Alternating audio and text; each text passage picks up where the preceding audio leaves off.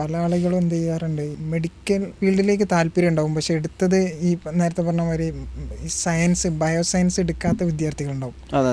അങ്ങനത്തെ ആളുകൾക്ക് ഏറ്റവും ബെസ്റ്റായിട്ട് മെഡിക്കൽ ഫീൽഡിലേക്ക് എത്താൻ പറ്റുന്ന ഒരു ഡിപ്ലോമ കോഴ്സുകളിൽ നിന്ന് ഏറ്റവും ബെസ്റ്റായിട്ടുള്ള ഒന്ന് തന്നെയാണ് ഈ GNM എന്നുള്ളത്. ബാക്കിയുള്ളതൊക്കെ എന്ന് പറഞ്ഞു കഴിഞ്ഞാൽ അത് അവിടെ കുറച്ചും കൂടി റിസ്ക് ആയിട്ടും മാത്രമല്ല ഡിപ്ലോമ ആയിട്ട് തന്നെ അവിടെ നിൽക്കേണ്ട ഒരു അവസ്ഥ വരാറുണ്ട്. ഇപ്പോൾ ബിവോക്കിലേക്കൊക്കെ മാറാറുണ്ട് പല ആളുകളും നമുക്ക് കാണാറുണ്ട്. ഇപ്പോൾ ബിവോക്ക് MLT MIT എന്നൊക്കെ പറഞ്ഞു അത് അവിടെ നിൽക്കുകയാണ്.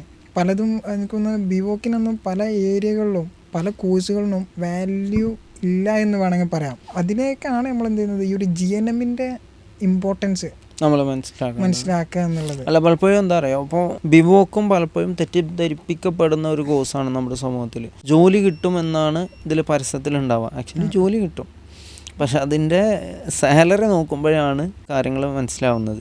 ബിവോക്കുകാരും BSCക്കാരും തമ്മിലുള്ള അന്തരം എന്ന് പറയുന്നത്.